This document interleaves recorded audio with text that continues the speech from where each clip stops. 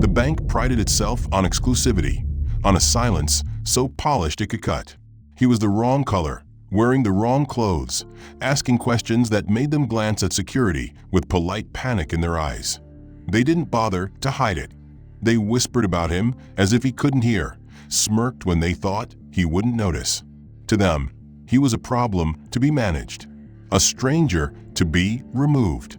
But beneath those quiet insults and dismissive nods was a secret none of them imagined: the power to break them with a single word. This is the story of how arrogance met its reckoning. Stick around for the full unraveling. Like, subscribe, and tell me what you think in the comments. And let me know, where in the world are you watching from? I want to hear your voice in this conversation. Ellis Davenport pushed open the heavy glass door of Bessemer Private Wealth Bank and let the winter wind snap shut behind him.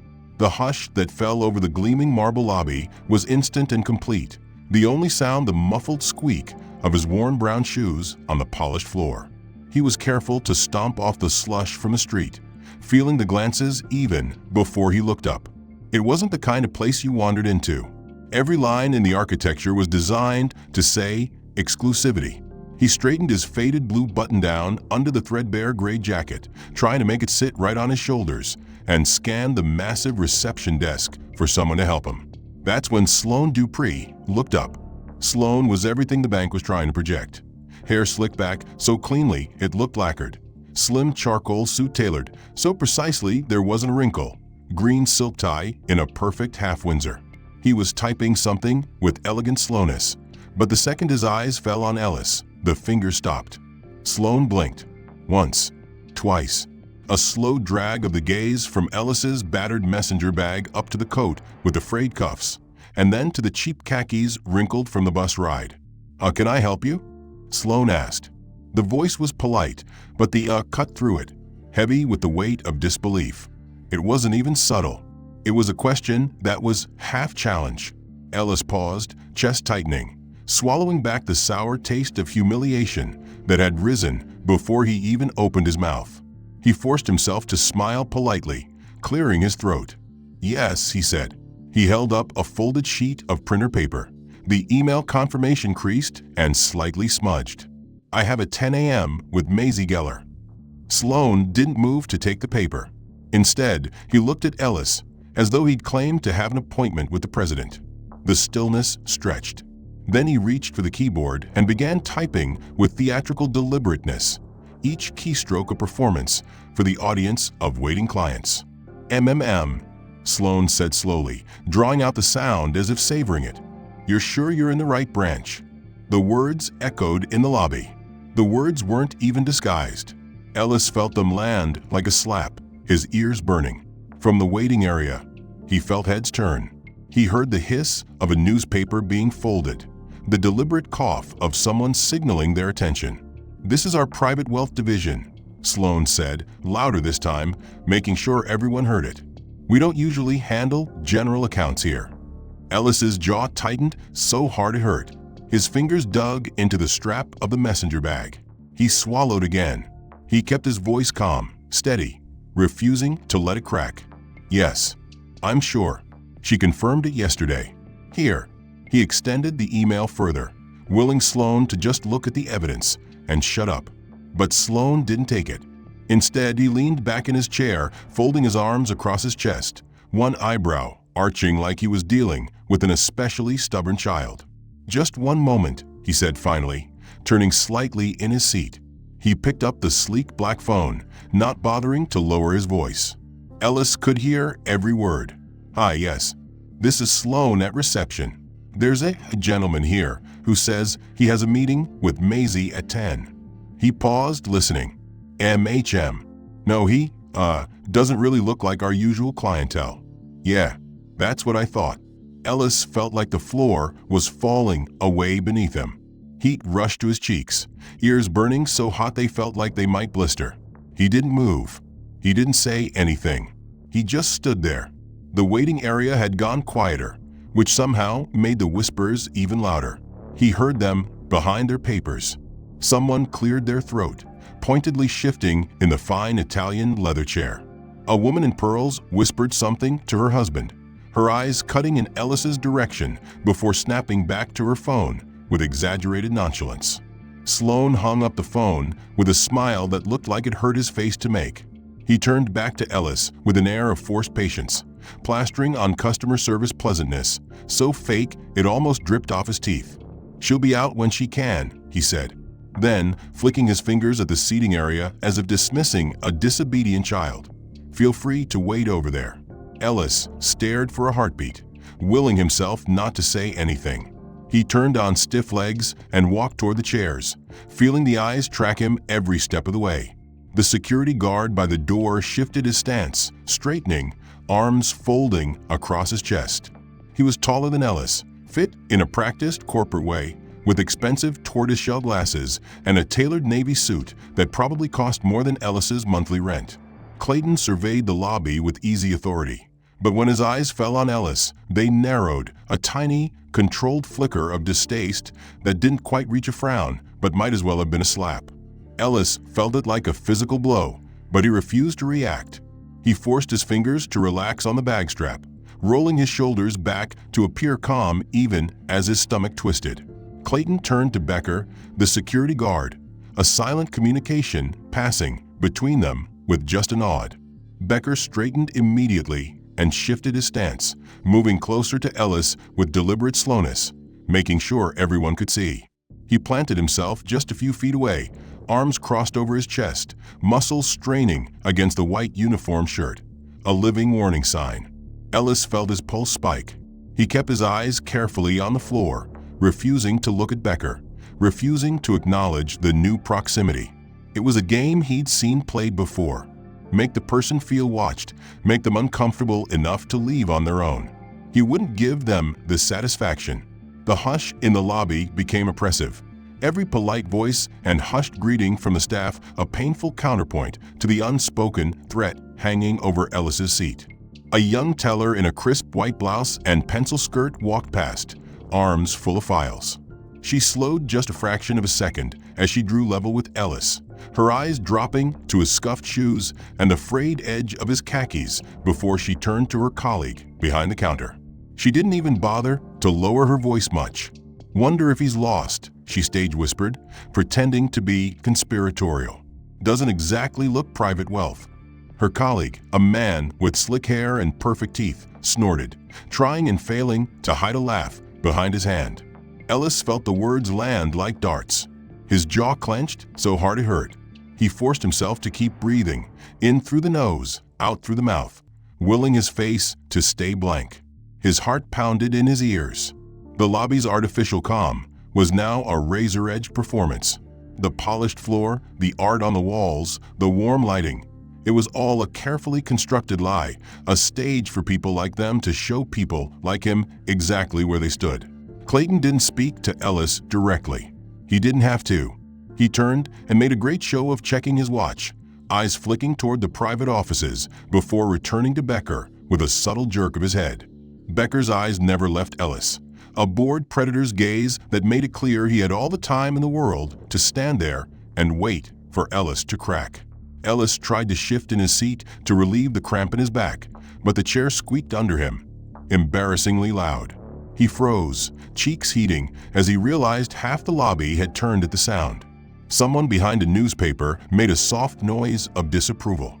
Clayton's lips twitched in something that wasn't quite a smile before he turned away, walking with smooth, easy authority back toward his office, the door swinging shut behind him. Becker remained exactly where he was, arms crossed, eyes locked on Ellis, daring him to move or speak or give him the slightest excuse. The teller who'd made the comment walked back past him, this time pretending he didn't exist, her expression blank in that special way people saved for things they found distasteful but didn't want to dirty themselves by acknowledging. He followed the receptionist down the short hallway lined with framed stock certificates and glossy photos of charity galas, the hush behind them swallowing every footstep. The office door was already open, a little glass box of privilege with thick carpet and an expensive mahogany desk. Behind it sat Maisie Geller.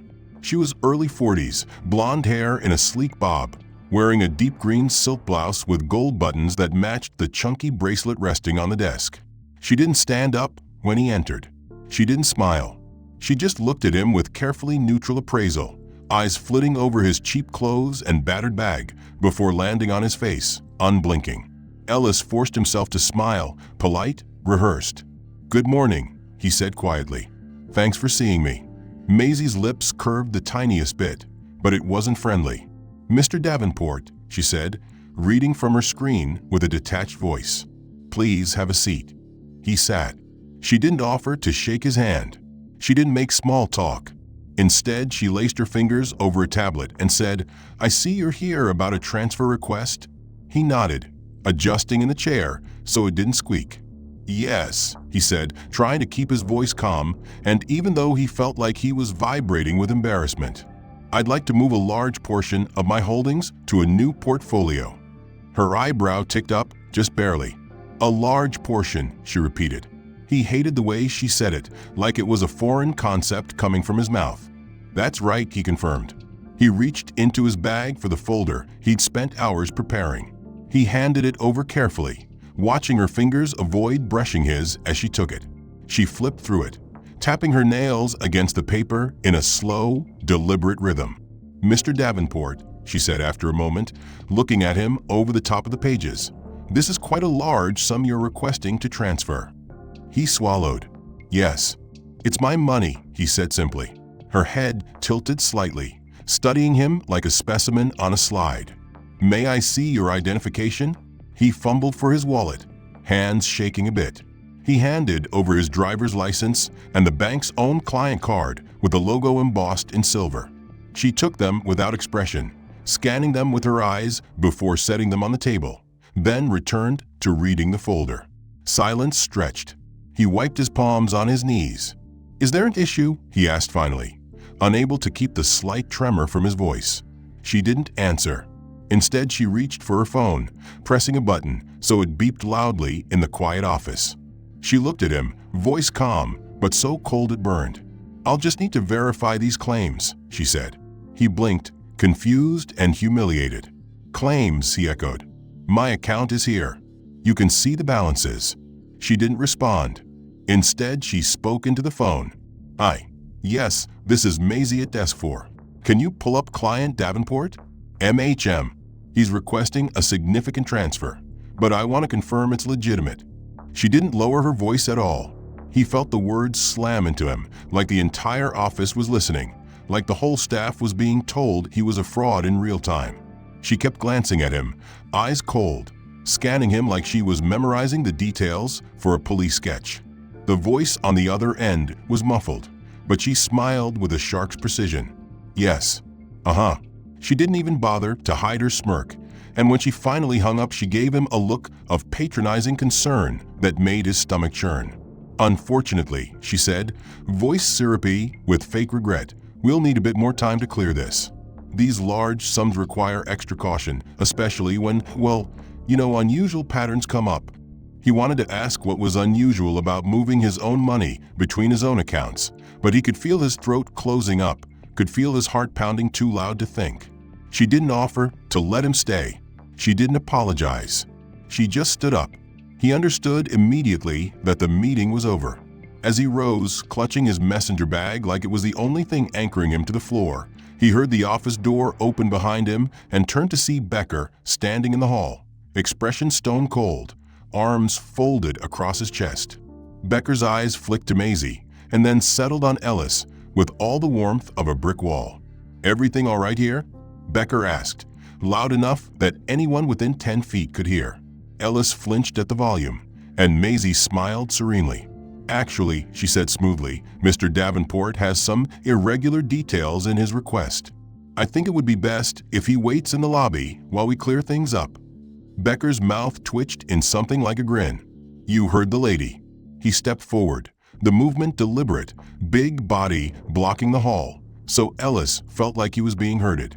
Ellis tried to move calmly, willing himself not to shake. "I'm fine," he said under his breath, voice cracking despite his best effort. He could see Maisie watching with thinly veiled amusement.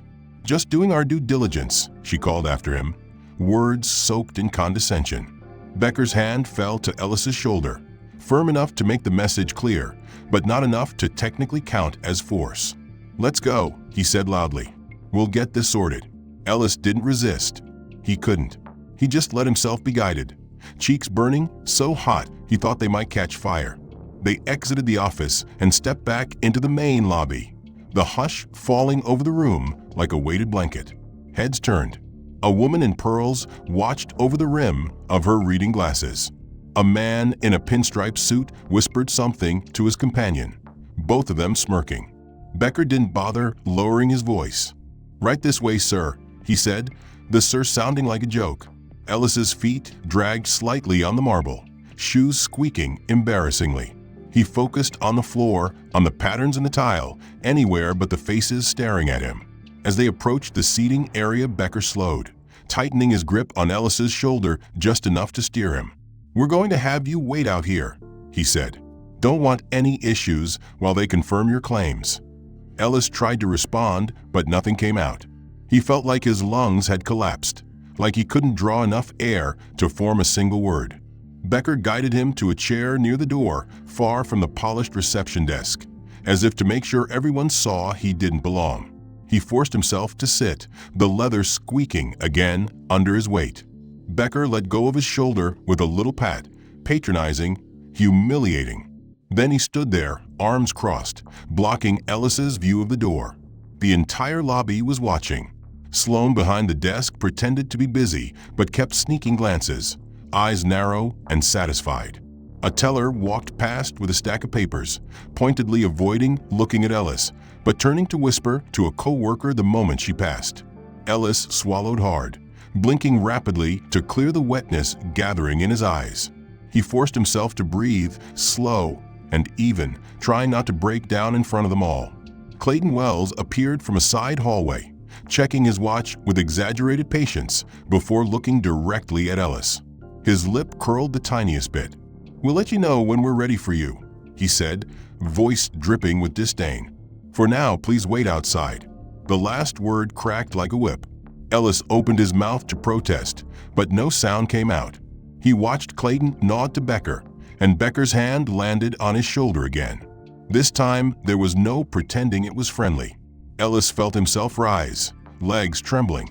Becker guided him, turning him toward the door. He turned back and saw Becker still on the other side of the door, arms crossed, face carved from stone. Through the pristine glass, he could see the polished lobby where people pretended to go back to their business, but he knew they were still watching. He could feel their eyes on him even if they didn't bother to look directly. He clenched his jaw to keep his teeth from chattering, the sting of the cold mixing with the heat of humiliation crawling up his neck. He adjusted his bag on his shoulder, fingers numb, wishing he could disappear right there on the stoop. He turned as if to go back in, but Becker held up a hand with a single authoritative shake of his head. Ellis opened his mouth, but nothing came out. He could see Sloane behind the desk, pretending to type, a smug little twist to his mouth. A teller behind the counter was whispering to a coworker, glancing up with open amusement.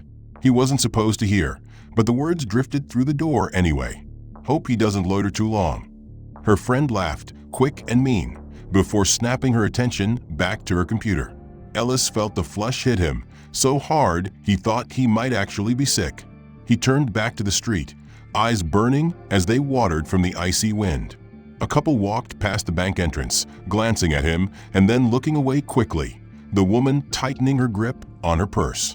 He tried to make himself smaller, pulling his coat tighter, though it did nothing to keep the wind from biting at his skin. He turned back to the door and knocked softly, hoping Becker might take pity. Becker didn't move. Instead, he leaned closer to the glass, mouth barely moving, but Ellis heard it clearly through the gap at the bottom of the door. "Sir, you're making people uncomfortable. Please step away from the entrance." Ellis's mouth fell open in disbelief, breath fogging the glass. He felt something hot sting his eyes. He blinked it back, refusing to let it fall, refusing to give them that satisfaction. He swallowed hard, throat clicking painfully. "I'm just waiting," he said, voice low and shaky. But Becker just lifted his chin in a silent command, eyes unblinking. "Step away," he repeated, louder this time. Ellis felt his heart thump, so hard he thought it might bruise his ribs. He took a step back off the small stoop, boots scraping on the gritty sidewalk. A man in a puffy coat brushed past him and muttered under his breath, "Watch it, buddy," not even meeting Ellis's eyes. Another woman slowed as she passed, brow furrowing in concern, eyes flicking from Ellis to the bank door and back. She didn't say anything, just shook her head and kept going. Ellis stood there frozen, breath coming in short white puffs, feeling every second stretch into an hour. Through the door, he could still see Becker, unmoved. Inside, Clayton reappeared at the counter, saying something to Sloan that made the younger man laugh. Clayton's eyes flicked to the door, meeting Ellis's through the glass, and the smile faded just enough to let Ellis see the truth beneath it, cold, dismissive, certain of his place and Ellis's lack of one.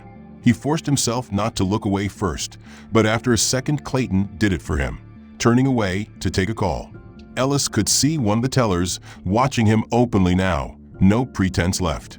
She leaned over to another staff member and said something that made them both laugh, then caught Ellis's eye and didn't even have the decency to look embarrassed. She just turned her back.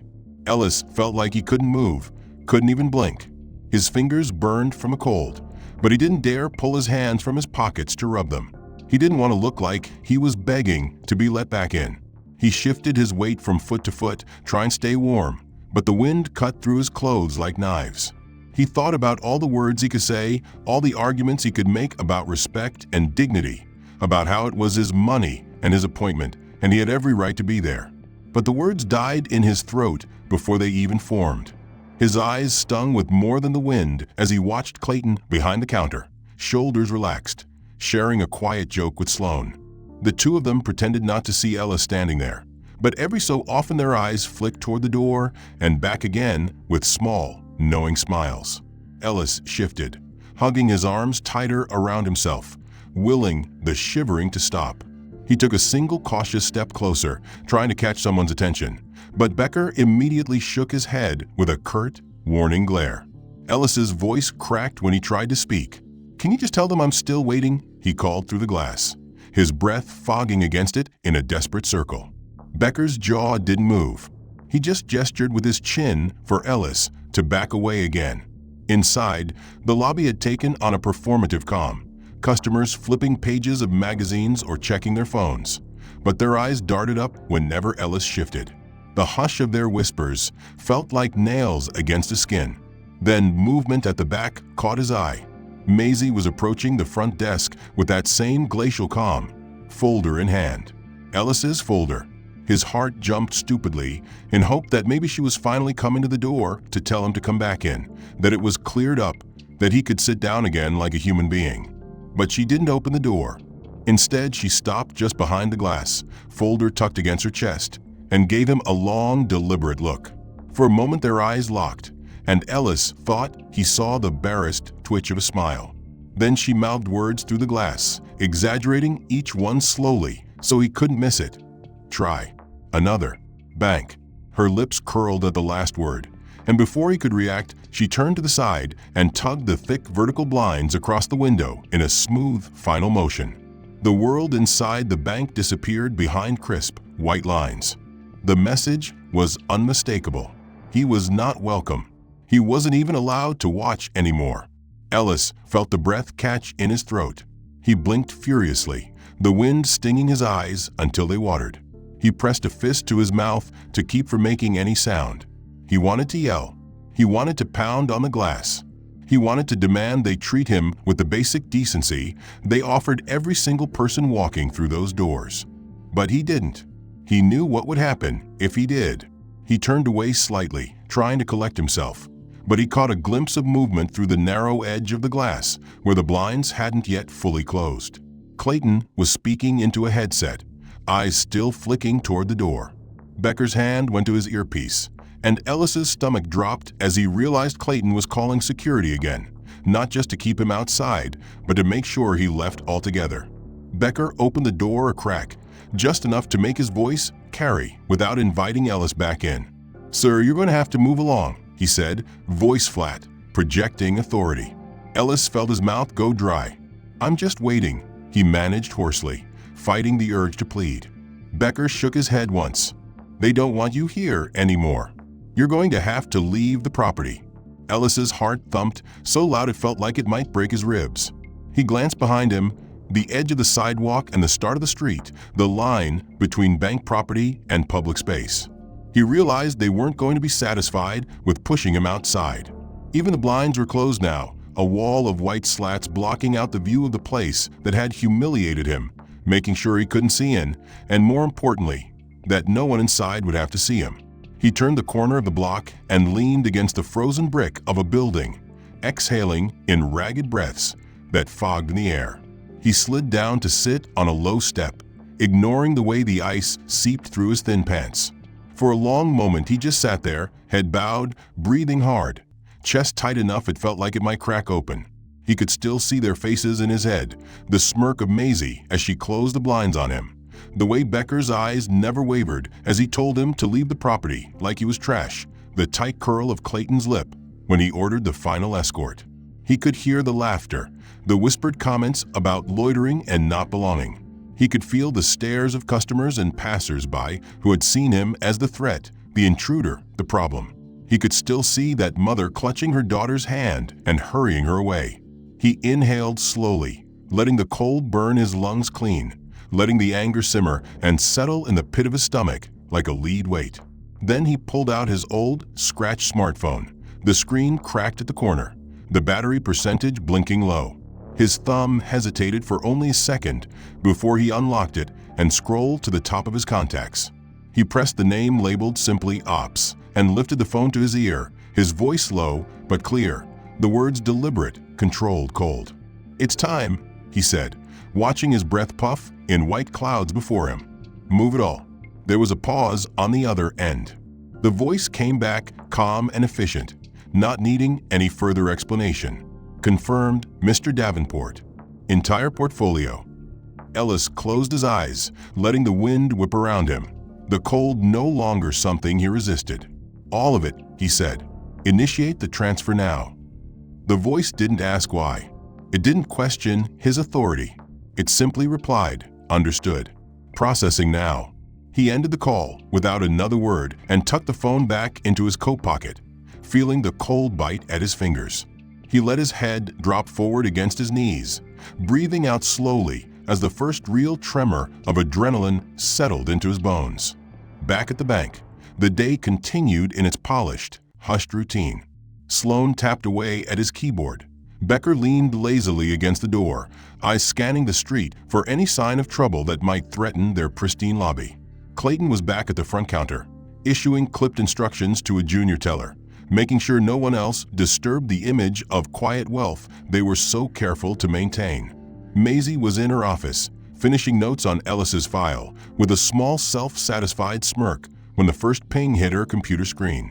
It was a flagged alert from corporate security. She frowned, clicked it open. Her smirk vanished. On the screen was a notification for a confirmed transfer order, a portfolio withdrawal of $2.8 billion, executed instantly and in full. All sub-accounts closed. All funds gone. The name at the top of the transfer? Ellis Davenport. She barely had time to process it before her phone rang, the red light flashing with a direct call from the regional office. Across the lobby, Clayton's own computer chimed with the same alert. He glanced at the screen, confusion turning quickly to panic as the numbers loaded. He felt his mouth go dry. His assistant manager, Linda, let out an audible gasp behind him, hand flying to her mouth as she read the memo. Ellis sat hunched on the cold concrete step, the wind tearing at his thin coat, his breath curling in frozen clouds that quickly vanished into the gray morning. His fingers were numb, pressed tight into the pockets of his jacket, the old phone heavy against his leg. He stared at the ground, the grit and salt grinding against his worn shoes, each heartbeat a dull thud in his ears. Inside the bank, he knew exactly what was happening even though he couldn't see it. Alerts pinging on every computer, phones ringing in a panic, staff rushing to confirm the numbers that couldn't be true, managers shouting instructions in brittle voices that cracked under pressure. He imagined Maisie's face draining of smugness as the total hit her screen. Clayton's confident sneer replaced with wide-eyed terror. Sloan dropping his fake politeness in favor of frantic explanations to superiors. He sat there as the minutes crawled, letting the cold ground him, refusing to move even when another gust of wind made him flinch. The world went on around him, people walking past with heads lowered against the chill, cars rumbling by, oblivious to the quiet war he had just won. Then the bank doors slammed open with a violent clatter that bounced off the buildings lining the street. Ellis didn't even lift his head. Heavy footsteps pounded down the short steps and crunched in the salted sidewalk. He heard the ragged breathing before he heard the voice. Mr. Davenport. It wasn't Becker this time. This voice was older, thicker with authority and panic all tangled together. Ellis slowly raised his head and blinked through the wind at the man standing over him. Edgar Blythe, the regional vice president. Ellis recognized him immediately. The expensive camel overcoat, the perfect silver hair, the smooth voice that usually dripped with charm in televised interviews about community outreach and inclusive banking. But right now Edgar's face was pale, jaw tight, eyes wild with a fear he was trying and failing to hide. Edgar's gaze darted over Ellis's rumpled clothes, the worn shoes, the cracked phone. His expression twisted, like he was trying to reconcile the man he was looking at with the one he'd just lost as a client. He spread his hands slightly in a placating gesture, voice lowering to something meant to be soothing. Mr. Davenport, let's talk about this inside. I think there's been a misunderstanding. Ellis felt the laugh bubble in his throat, but it died before it reached his lips. He simply blinked at Edgar, letting the silence stretch until it became something hard and sharp between them. The wind howled past them both, making Edgar flinch and clutch the lapels of his coat tighter. When Ellis spoke, his voice was calm, even cold. Your people wanted me gone. Edgar's mouth opened like he might protest, but Ellis didn't give him the chance. His eyes didn't blink. His tone didn't waver. They won't see me again, or my business. Edgar looked like he'd been punched. His mouth worked soundlessly for a second before he found his voice. Mr. Davenport, please, we can fix this, he tried, desperation cracking through. Whatever they said or did, I'm sure it doesn't represent. Ellis snorted softly, shaking his head once. He didn't stand. He didn't move toward the door. He just let the man squirm. I know exactly what it represents, he said quietly. Edgar's mouth snapped shut. Ellis didn't look back once as he walked away from the bank. He didn't want to see Edgar standing there, clutching his expensive coat like a lifeline, face crumpling with fear at the realization he'd lost something far bigger than money. The wind cut through the city, rattling the bus shelters and scattering bits of trash along the sidewalk, but Ellis kept his head up, shoulders squared, moving forward with every painful, deliberate step. Behind him, the bank's grand facade loomed over the street, cold glass and polished marble hiding the chaos erupting inside. Inside the bank, the silence that had once felt so smug and secure was in shambles. Clayton stood at the counter, phone pressed so hard to his ear his knuckles turned white, listening to the regional director scream at him. Linda, the assistant manager, was sobbing quietly by the teller line, cheeks wet with tears as she scrolled through the corporate email instructing them to freeze all discretionary bonuses for the quarter. Sloan's hands trembled as he tried to keep typing, but the system kept flashing red warnings of a lost portfolio, the numbers so large they didn't even fit neatly on the screen. Becker was still at the door, but he wasn't standing proud anymore. He kept glancing around nervously, knowing exactly what was coming, eyes darting to the customers who watched with thinly veiled disgust. Maisie's office was chaos, the door wide open as she shouted into her headset, her voice cracking with shrill desperation. She was trying to explain the portfolio loss, trying to insist they'd done everything by the book, but no one was buying it. Her words twisted into panic sobs as she listened to the regional legal counsel ask how she'd let a billion-dollar client be publicly humiliated and forced off the property. Customers had started filming the meltdown.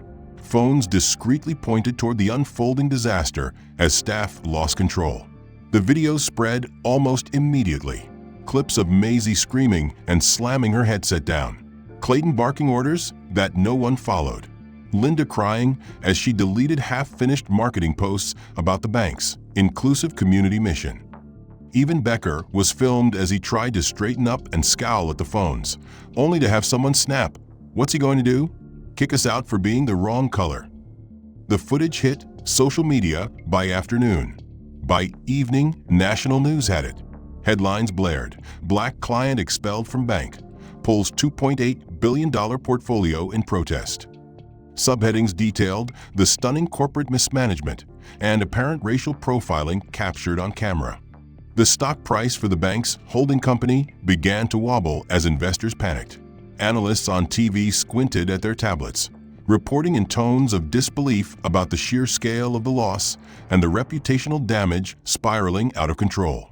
Talk shows replayed the customer videos, pausing to zoom in on Maisie's twisted expression as she screamed at staff.